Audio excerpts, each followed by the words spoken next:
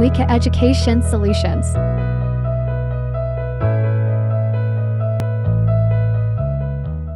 അനഘ കേരളത്തിൽ നിന്ന് എവിടെ വരുന്നത്? ട്രിവാൻഡ്രത്താണ് വരുന്നത്. പാരന്റ്സ് ഒക്കെ എന്താ ചെയ്യുന്നത്? പാരന്റ്സ് അമ്മ ടീച്ചറാണ്, അച്ഛൻ ബിസിനസ് ആണ്. സോ ഇപ്പൊ ഫർഗാൻ എത്തിയിട്ട് എനിക്ക് തോന്നുന്നു ഇന്നിപ്പോ ഒരു 6 ദിവസം ആവുന്നു തോന്നുന്നില്ല. നിങ്ങൾ എത്തിയെന്നാണ് 26-ാം തീയതി. അതെ, 26-ാം തീയതി രാവിലെയാണ് എത്തിയത്.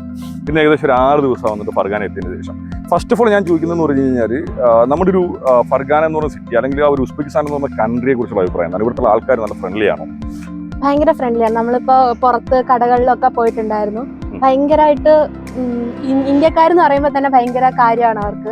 സോ പിന്നെ നമുക്ക് എന്താണ്, ഇപ്പോൾ നോർമലി നമ്മൾ എബ്രോഡ് പോകുന്ന സമയത്ത് ഉള്ളൊരു ഏറ്റവും വലിയ പ്രശ്നം എന്ന് പറഞ്ഞാൽ നമ്മുടെ ഒരു ലിവിങ് കോസ്റ്റ് ഭയങ്കര ഒരു പ്രശ്നമാണ്. അതായത് നമ്മൾ നോർമലി അത്യാവശ്യം വേണ്ട സാധനങ്ങളൊക്കെ മേടിക്കുന്നതിന്റെ കോസ്റ്റ് എങ്ങനെയായിരിക്കും എന്നുള്ള ടെൻഷനുണ്ട്. അപ്പോൾ നിങ്ങളിവിടെ വന്നതിന് ശേഷം ലിവിങ് കോസ്റ്റ് എങ്ങനെയാണ്? അതായത് ഒരു നോർമലായിട്ട് സാധനങ്ങളൊക്കെ മേടിക്കുന്ന സമയത്ത് ലിവിങ് കോസ്റ്റ് കൂടുതലായിട്ട് ഫീൽ ചെയ്തിട്ടുണ്ട്? അത് നമ്മുടെ നാട്ടുമായിട്ട് കമ്പയർ ചെയ്യുമ്പോൾ സെയിം ആയിട്ടാണ് ഫീൽ ചെയ്യുന്നത്?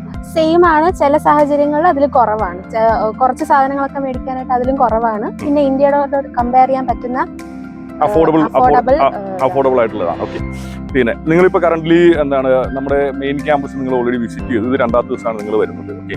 ഈ ഒരു ക്യാമ്പസ് കാണുമ്പോൾ ഇപ്പോൾ ഞാൻ എന്താണ് വളരെ ആത്മാർത്ഥതയോടാണ് ചോദിക്കുന്നത്. ഇയാളുടെ ഒരു കൺസെപ്റ്റിൽ MBBS പഠിക്കണമെന്ന് ആഗ്രഹിച്ചിട്ടുണ്ടായിരുന്നു. അതിനുശേഷം എന്ത് ചെയ്തു? എബ്രോഡ് വരാനായിട്ട് തീരുമാനിച്ചു. ഇയാളുടെ ഒരു കൺസെപ്റ്റിൽ ഇയാളുടെ ഒരു മനസ്സിലുണ്ടായിരുന്ന ഒരു ക്യാമ്പസുമായിട്ട് ഇത് സ്യൂട്ട് ആവുന്നുണ്ട്. മീൻസ് എനിക്കിവിടെ എന്താണ് ആവശ്യത്തിനുള്ള ഒരു ഫെസിലിറ്റി കിട്ടുമെന്നൊരു തോന്നുന്നുണ്ട്. ഉറപ്പായിട്ടും തോന്നുന്നുണ്ട്.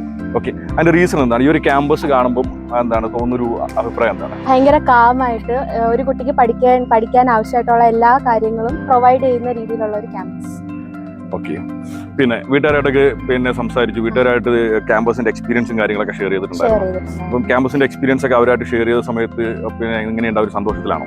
ഭയങ്കര സന്തോഷത്തിലാണ്. ക്യാമ്പസിന്റെ എക്സ്പീരിയൻസ് ആയിട്ടൊക്കെ ഷെയർ ചെയ്യുന്ന സമയത്ത് അവർ ഭയങ്കര സന്തോഷത്തിലാണ്. ഓക്കെ മോളെ, താങ്ക് യു. എൻ്റെ ഇവിടെ ഉള്ളത് നമ്മുടെ ജോസഫ് ജേസൺ എന്ന് പറഞ്ഞ കുട്ടിയാണ്. ആളുടെ സ്ഥലം വരുന്നത് കണ്ണൂരാണ്. ജോസഫ് ജേസന്റെ ഫാദർ MBBS കഴിഞ്ഞ ആളാണ്. അതിനുശേഷം ഇപ്പോൾ കറന്റിൽ ഓൾ ഇന്ത്യ കോട്ടയിൽ ആസാമിലെ ജോർഹട്ട് മെഡിക്കൽ കോളേജിൽ, ഗവൺമെന്റ് മെഡിക്കൽ കോളേജിൽ PG ചെയ്തിട്ടാണുള്ളത്. പുള്ളി ഭയങ്കര എന്താണ് ഫ്രണ്ട്ലി ആയിട്ടുള്ള ആളാണ് കേട്ടോ. ഡോക്ടറായിട്ട് ഞാൻ ഒരുപാട് സമയം സംസാരിക്കാറുണ്ടായിരുന്നു. സാറായിട്ട് ഞാൻ ഇന്നലെ കൂടെ സംസാരിച്ചിട്ടുണ്ടായിരുന്നു. അപ്പോൾ എന്തായാലും ജേസൺ ഇവിടെ വന്നതിന് ശേഷം എന്തായാലും സാറിന് ഇവിടെ വന്ന് കോളേജ് കാണാനായിട്ട് പറ്റിയിട്ടില്ല. സോ അവൻ ഇവിടെ വന്നതിന് ശേഷം എന്തായാലും കോളേജിനെ കുറിച്ചിട്ടുള്ള ഒരു ഐഡിയ ഒക്കെ എന്തായാലും അവൻ്റെ ഫാദറായിട്ട് സംസാരിച്ചിട്ടുണ്ടാവും. ബിക്കോസ് അവൻ്റെ ഫാദർ ഇപ്പം എന്ന് പറഞ്ഞാൽ ഓൾ ഇന്ത്യ കോട്ടയിൽ PG ചെയ്യുന്ന ഒരാളാണ്. അപ്പം പുള്ളിക്ക് എന്തായാലും ഒരു കൺസെപ്റ്റ് ഉണ്ടാവുമല്ലോ. അവൻ്റെ സാറിൻ്റെ മകൻ പഠിക്കുന്ന ഒരു കോളേജ് എങ്ങനെ ആയിരിക്കണം എന്നുള്ള കാര്യത്തെക്കുറിച്ച് എന്തായാലും ഒരു കൺസെപ്റ്റ് ഉണ്ടാവുമല്ലോ. അപ്പം നീ ഇപ്പോൾ പാരൻ്റായിട്ട് ഇവിടുത്തെ കാര്യങ്ങളൊക്കെ സംസാരിക്കുന്ന സമയത്ത് പപ്പയുടെ ഒരു അഭിപ്രായം എന്താണ്?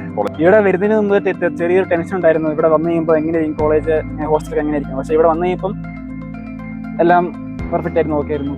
നമ്മുടെ ഒരു ക്യാമ്പസിന്റെ ഒരു ഫീൽ എങ്ങനെയുണ്ട്? മീൻസ് ഇപ്പോൾ നോർമലി എല്ലാവരുടെ ഒരു ചിന്ത എന്ന് പറഞ്ഞാൽ നമ്മൾ വരുന്ന ക്യാമ്പസിന് ഒരു ക്യാമ്പസ് ഫീൽ ഉണ്ടാവും, അല്ലെങ്കിൽ നമ്മൾ ഉദ്ദേശിക്കുന്ന ഇവിടുത്തെ ക്യാമ്പസ് എന്ന് പറഞ്ഞാൽ ഞാൻ ഈ കണ്ണൂരിൽ കേരളത്തിലെ ക്യാമ്പസ് നോക്കുമ്പോൾ ഇവിടെ കുറച്ചുകൂടെ പ്രകൃതിയായിട്ട് ഇണങ്ങി നിൽക്കുന്ന ഒരു ക്യാമ്പസ് ആയിട്ട് തോന്നുന്നു.